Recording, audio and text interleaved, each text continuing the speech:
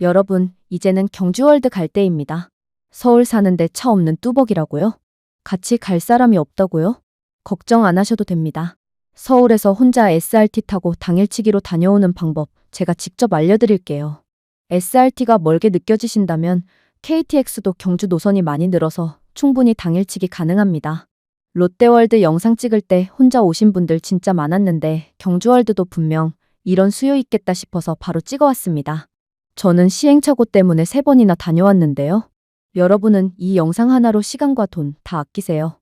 영상은 구간별로 나눠놨으니까 저장해 두셨다가 필요한 부분만 꺼내보시고요. 그럼 지금부터 시작하겠습니다. 먼저 SRT 예매부터 해야 하는데요. 첫 번째는 수서에서 경주로 가는 8시 5분 평일표로 예매했습니다.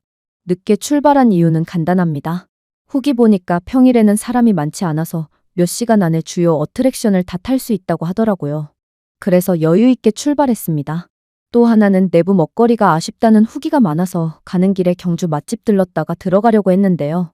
결국 아쉬워서 이후 2번 더 방문했습니다. SRT를 이용하시면 좌석마다 콘센트가 있어서 이동 중 충전이 가능합니다. 콘센트용 충전기는 꼭 챙기세요. 휴대용 배터리를 챙겨도 배터리가 금방 닳더라고요. 경주역에는 10시 17분에 도착했고요. 여기서 바로 경주월드로 가면 버스로 약 50분 정도 걸립니다.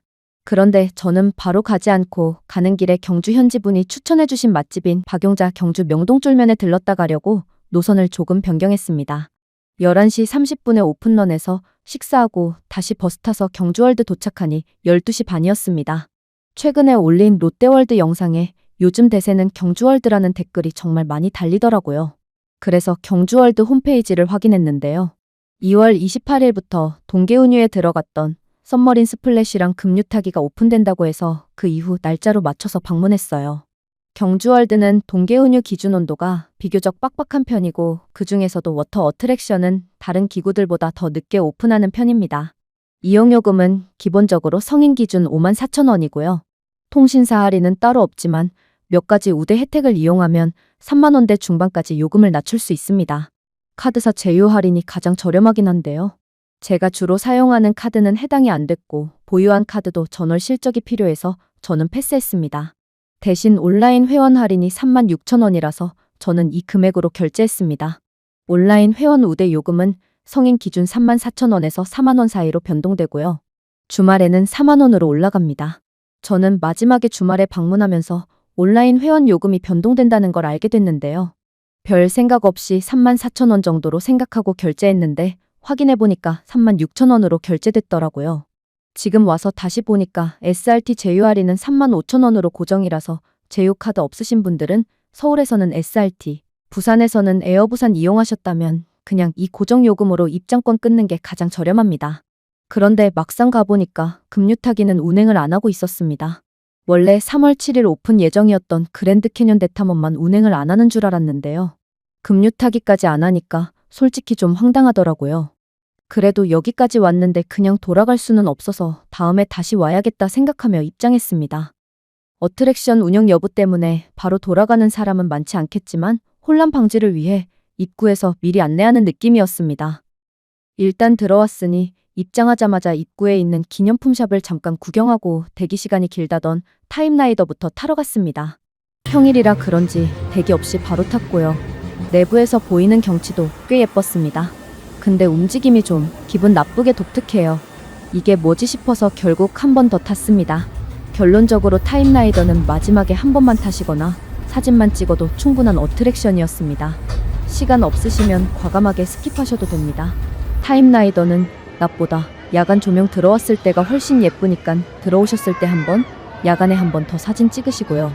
지금부터 경주월드 어트랙션들을 하나씩 리뷰해보겠습니다. 드라켄은 스위스 유명 롤러코스터 제작사인 볼리거 마빌라르드가 제작하였으며 미국 부시가든 윌리엄스버그의 그리폰을 모델로 삼아 설계되었습니다. 2018년에 개장한 드라켄은 전 세계에서 6번째, 국내에서는 최초의 수직 다이브 코스터인데요. 파에톤 이후 11년 만에 야심차게 준비한 신규 어트랙션인 만큼 경주월드는 드라켄 오픈 당시 모델까지 고용해 CG를 가미한 TV 광고를 제작하기도 했습니다. 운행시간은 약 2분 20초, 탑승 인원은 24명이라서 회전율은 나쁘지 않은 편인데요. 워낙 인기가 많아서 주말에는 대기 시간이 꽤 긴 편입니다. 좌석 중에서도 앞자리 사이드, 뒷자리 사이드는 발이 완전히 떠 있어서 체감 공포가 더 큽니다. 저는 앞자리, 뒷자리 사이드 둘 다 타봤는데요. 느낌상 앞자리 사이드 좌석이 더 스릴 있었습니다. 탑승 가능 신장은 135cm 이상입니다. 놀이기구를 잘 타는 편이라서 보통 놀이기구 탈 때 손들고 스릴을 즐기는 스타일인데요. 예전에 아틀란티스 첫 커브에서 손들었다가 펄이 나간 적이 있어서 그 이후로는 좀 조심합니다. 근데 드라켄은 처음부터 손들고 타도 부담이 없고 오히려 더 스릴 있게 즐길 수 있습니다. 다만 좌석이 붙어 있어서 처음 손 올릴 때는 살짝 불편하긴 합니다. 다음 어트랙션은 드라켄밸리에 새롭게 들어온 스코레나티로 2024년 11월 30일에 개장한 아시아 최초 싱글레일 롤러코스터입니다. 운행 시간은 1분 10초로 짧은 편이지만 탑승 인원이 10명이라서 경주월드 다른 어트랙션에 비해 대기 시간이 긴 편인데요. 메인 캐릭터가 늑대라서 대기하는 내내 늑대 울음소리를 들을 수 있습니다. 명당 좌석은 첫 번째 좌석과 더 큰 스릴을 느낄 수 있는 마지막 좌석이지만 어디에 앉아도 충분히 재밌습니다. 저는 둘 다 타봤는데요. 저기 앞에 여자분처럼 처음부터 피처인 것 아시죠? 스코레나티의 탑승 가능 신장은 135cm 이상입니다. 파에톤은 경주월드 입구에서 좀 멀리 떨어져 있는 X존에 위치해 있는 어트랙션입니다. 지금은 추천순으로 정리해서 파에톤을 세 번째로 소개드리지만 실제 동선은 발키리까지 먼저 타고 파에톤으로 넘어가시는 게 좋습니다. 2007년에 개장한 파에톤은 드라켄, 스코레나티와 함께 경주월드를 대표하는 어트랙션입니다. 운행 시간은 약 2분 20초이고 한 번에 32명까지 탑승할 수 있어서 대기 시간이 길지 않은 편입니다. 매달린 구조 특성상 뒷자리는 시야가 많이 가려지는 편이라 가능하시면 제일 앞자리 탑승을 추천드립니다.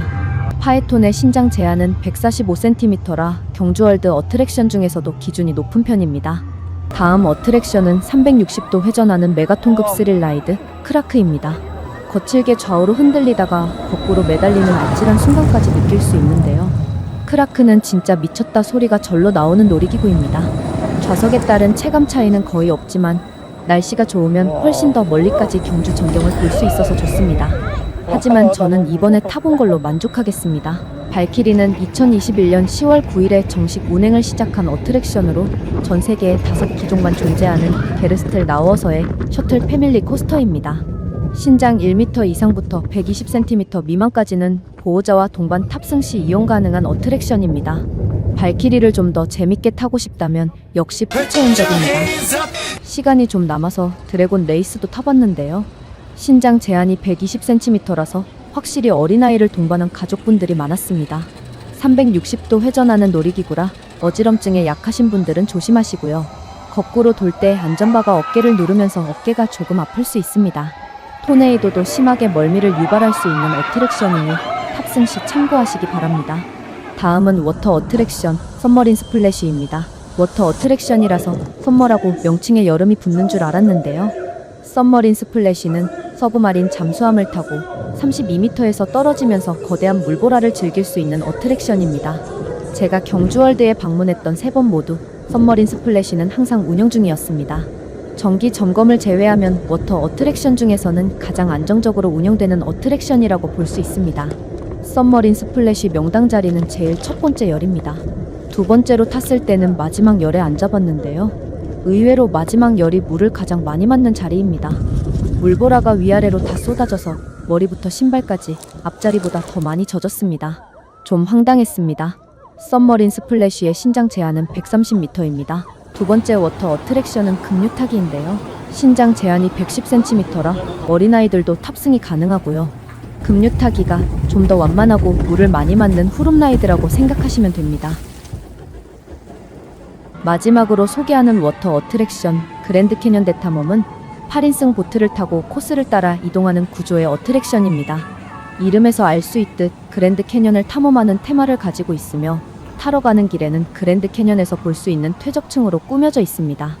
에버랜드의 아마존 익스프레스와 유사한 어트랙션이고 신장 제한은 아마존 익스프레스보다 10cm 더 큰 120cm 이상입니다. 이번에 느낀 점은 경주월드에서 워터 어트랙션 오픈을 공지하더라도 초반에는 운영 상황 변동이 꽤 크다는 점입니다. 그랜드 캐년 대탐험은 3월 7일 오픈으로 안내되어 있었지만 실제로는 주말에만 간간히 운영하다가 이번 주부터 평일에도 운영하는 걸로 확인했습니다. 운영 정보는 당일 오전에 확정되니까 출발 전에 홈페이지나 앱을 꼭 확인하세요. 그래야 저처럼 두세 번 헛걸음 안 하게 됩니다.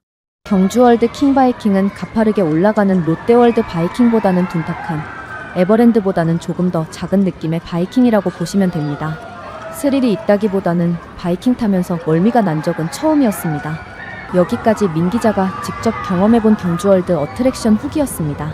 개인에 따라 체감이 다를 수 있으니 참고만 해주세요. 경주월드의 장점은 수도권 놀이공원에 비해 더 큰 스릴을 즐길 수 있는 어트랙션이 많다는 점입니다. 하지만 운영 마감 시간이 오후 6시로 짧은 편이라 사람이 많지 않았음에도 주요 놀이기구만 타는 것만으로도 시간이 부족했습니다. 그래서 경주 맛집은 경주월드 퇴장하고 여유롭게 방문하시고 경주에 도착하시면 바로 경주월드로 이동해서 오픈런 하시는 것을 추천드립니다. 평일에는 큰 대기 없이 여유롭게 어트랙션을 즐길 수 있지만 운유 일정 변동이 심해 꼭 방문 당일 오전 운유 정보를 확인하세요. 마지막 방문 때는 수서역에서 6시 54분 SRT를 타고 경주역에 9시에 도착해 오픈런으로 입장했는데 완전 만족이었어요. 휴일과 주말에는 밤 8시까지 야간 개장을 하지만 SRT를 이용하는 경우에는 적어도 7시에는 퇴장하셔야 여유롭게 당일치기가 가능합니다. 식사는 마지막에 방문했을 때 리키의 닭꼬치 하우스에서 맥주와 함께 닭꼬치를 주문해서 먹었는데요. 맥주는 6,000원이었는데 생맥주도 아니고 350ml 캔맥주라서 아쉬웠습니다. 식사는 스테프 핫도그나 맘스터치처럼 아는 맛 위주로 골라 드실 수 있으니 참고하세요. 경주월드 갈 때 가장 조심해야 하는 점은 전날 운영 예정이었던 어트랙션도 당일 오전에 운유 상태로 바뀐다는 점입니다. 드라켄을 타러 갔는데 갑자기 운유로 변경될 수 있으니 방문 당일 오전에 운유 일정을 한 번 더 확인하시고 이동하시길 추천드립니다. 어렸을 적 미국에서 갔던 식스플래그가 떠오르는 놀이공원 경주월드였습니다.